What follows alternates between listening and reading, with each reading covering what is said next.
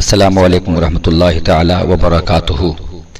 اللہم صلی علی سیدنا شفیعنا حبیبنا بارک وسلم صلاۃ و سلام علیک یا رسول اللہ صلی اللہ تعالی علیہ وآلہ وسلم۔ میرے پاس یہ سوال آیا ہے اور یہی سوال کئی جگہوں سے بہت سارے لوگوں نے کیا ہے۔ فیضان خان نے بمبئی سے اور جناب غلام محمد نے نیپال سے، انیم رضوی نے ہاویری شہر سے، اور ٹیکم گڑھ سے اعظم قادری نے، اور بہت سارے لوگوں نے ایک ہی یہ سوال پیش کیا ہے کہ حضرت لاک ڈاؤن کا معاملہ ہے، بہت سارے لوگ صاحب نصاب ہیں، 10-10 تولہ سونا ہے، 50-50 80-80 تولے چاندی ہیں، کپڑے کی دکان ہے، 10-10 لاکھ کا مال ہے، 5-5 لاکھ کا مال ہے، مگر اس وقت نہ بینک میں روپیہ ہے کہ نکال کر زکوٰۃ بانٹ دیں، مستحقین میں دے دیں، اور نہ گھر میں ہے کہ دیں، تو زکوٰۃ ادا کرنے کی صورت کیا ہوگی؟ کیسے زکوٰۃ ادا کی جائے گی؟ تو میرے دوستو، اسے آپ غور سے سماعت کرو۔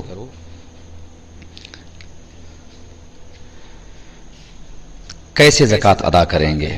یہ مسئلہ درپیش ہے۔ تو جس طرح سے آپ کو کوئی ضرورت پڑ جائے، کوئی گھر میں بیمار ہو جائے، پیسے نہیں ہیں، سونا چاندی گھر میں ہے، تو آپ یہ بتائیے، کوئی مریض ہے، اسے بچانے کے لیے دواخانے لے جائیں گے تو کس طرح آپ علاج کرائیں گے؟ کوئی تو راستہ اختیار کریں گے،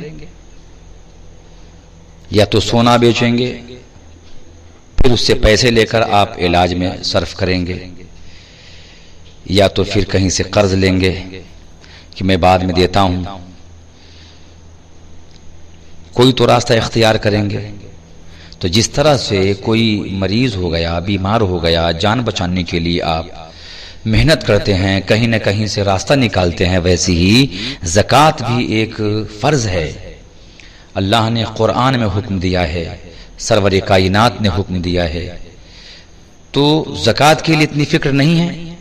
کیوں نہیں راستہ نکل سکتا ہے؟ بتائیے۔ جن کے پاس سونے چاندی ہیں، مال تجارت ہے، اگر وہ چاہے کپڑے والا تو کپڑے ہی نکال دے، 2.5% کے حساب سے ان کے مال میں جتنی زکوٰۃ نکل رہی ہے اتنی مقدار میں وہ کپڑے نکال کر کے غربا میں بانٹ دے تو زکوٰۃ ادا ہو جائے گی۔ کرانے والا کرانے کا سامان، چاول، آٹا، گیہوں وغیرہ بانٹ دے مستحقین میں، فقراء مساکین میں، زکوٰۃ ادا ہو جائے گی۔ دوسری بات یہ ہے کہ اگر آپ چاہیں تو کسی سے ادھار لے سکتے ہیں کہ میرے پاس سونا ہے، چاندی ہے، مال تجارت ہے، اس وقت پیسے نہیں ہیں لاک ڈاؤن کی وجہ سے، تو کسی دوست سے آپ لے لیجئے۔ فرض کیجئے آپ 20 لاکھ کے مالک ہیں، سونے چاندی مال تجارت ملا کر کے، تو 20 لاکھ کی ملکیت میں زکوٰۃ کتنی ہوتی ہے؟ 50,000 روپے، 1 لاکھ میں 2,500۔ تو آپ چاہیں تو کسی سے لے لیجئے 50,000۔ پھر وہی سوال کریں گے کہ نہیں، کوئی نہیں دے گا، کون بھروسہ کرے گا؟ تو ٹھیک ہے، آپ ان کے پاس میں 50,000 لینے کے لیے آپ وہ سونے رکھ دیجئے کہ بھائی یہ سونا رکھو، 2 تولہ 3 تولہ، اور مجھے 50,000 روپے دو، مجھے زکوٰۃ نکالنی ہے، غربا مر رہے ہیں، مساکین بھوکے تڑپ رہے ہیں، مجھے ابھی دینا ہے۔ تو کیا لوگ نہیں دیں گے؟ اگر اس طرح نہ ہو تو آپ سونا بیچ سکتے ہیں۔ تو یہاں پہ پھر ایک مشکل بات آ گئی کہ کہتے ہیں سونار کی دکان بند ہے، کہاں بیچیں گے؟ تو ایسا نہیں ہے، کوشش کرنے سے کیا نہیں ہوتا ہے، دکان والے شہر کے ہی ہوتے ہیں۔ اگر آپ چاہیں تو ان کے پاس پہنچ کر آپ جس طرح گھر کے کسی فرد کی جان بچانے کے لیے آپ جائیداد بیچنے کو تیار ہو جاتے ہیں، تو آپ کے مال میں غریبوں کا حق ہے، مسکینوں کا حق ہے، جو بھوکے تڑپ رہے ہیں، جو بھوک کی وجہ سے بے چین ہو رہے ہیں، جن کے پاس کچھ بھی نہیں ہے سحری افطاری کے لیے، کیا ان کے لیے آپ کو بے چینی نہیں ہوتی ہے؟ آپ وہاں پہنچ کر، ان کے گھر پہنچ کر، یا تو کچھ سونا بیچ کر کے جس مقدار میں آپ کو زکوٰۃ نکالنی ہے اتنا بیچ کر اللہ کی راہ میں خرچ کریں۔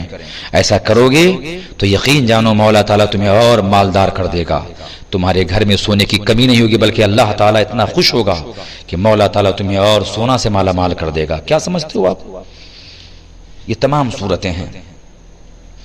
قرض لے لیجئے، قرض نہ ملے تو گروی رکھ کر کسی کو بطور ضمانت کی یہ سونا رکھیے 3 تولہ، یا جتنا آپ کے پاس ہو، جتنی زکوٰۃ نکل لے اتنی مقدار میں آپ بطور ضمانت سامان رکھ دیجئے، ادھار لے لیجئے، بیچ دیجئے۔ اگر ان تمام صورتوں میں سے کوئی صورت نہ نکل پائے، نہ تو کوئی ادھار دے رہا ہے، نہ کوئی گروی رکھ کر پیسہ دے رہا ہے، نہ آپ بیچ پا رہے ہیں، تو کوئی بھی صورت نہ ہو، تو میں تو کہتا ہوں بھائی یہ روپیہ، یہ کرنسی، یہ بدلے میں ہے۔ اصلی قیمت تو سونا چاندی ہے، سونا چاندی کے بدلے ہی یہ کرنسی چلتی ہے، نوٹ چلتی ہے، تو اصلی مال تو آپ کے گھر میں ہے۔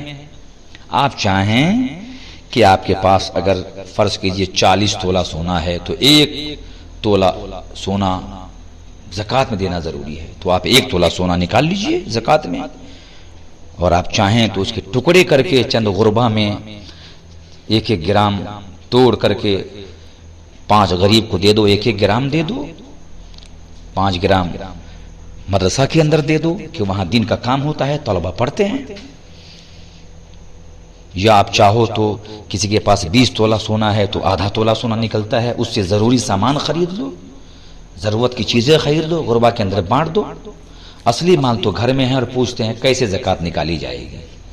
میرے دوستو، جس طرح سے کوئی گھر میں بیمار ہو جائے، کوئی پریشانی ہو جائے، تو انہیں بچانے کے لیے جس طرح سے آپ فکر مند ہوتے ہیں، کوئی نہ کوئی صورت نکالتے ہیں، ویسے ہی آپ زکوٰۃ کو کم مت سمجھو کہ آپ کا غریب بھائی بھوکے پیاسے پریشان ہو، رمضان شریف کا مہینہ ہو، سحری افطاری کے لیے محتاج ہو، اور مدرسہ کے اندر پڑھنے والے وہ طلبہ جو آپ کے زکوٰۃ کے مستحق ہیں، وہ ان کی پڑھائی رک جائے،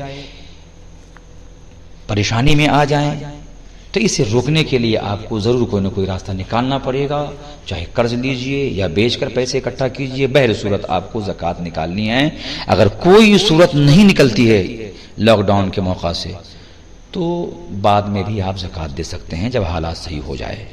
ہاں، مگر ضروری ہے کہ یہ تمام صورتیں، ان تمام صورتوں میں سے کوئی صورت نہ نکل پائے۔ ایسا نہ ہو کہ آپ محنت بھی نہ کریں، کوشش بھی نہ کریں، نہ کسی سے مانگیں، نہ بیچنے کی کوشش کریں، نہ کچھ بھی، یا کہیں کہ بہت مشکل نہیں ہو پا رہا۔ ایسا نہیں ہے، کوشش کریں، اس کے بعد بھی نہ کچھ راستہ نکلے تو آپ لاک ڈاؤن کھلنے کے بعد، حالات اچھے ہونے کے بعد اللہ کی راہ میں زکوٰۃ دیں۔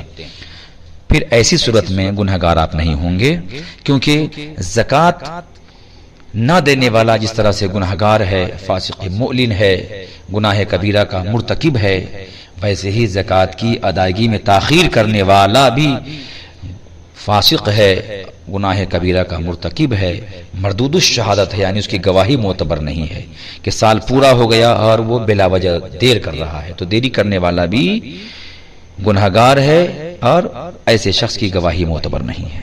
السلام علیکم ورحمۃ اللہ تعالی وبرکاتہ۔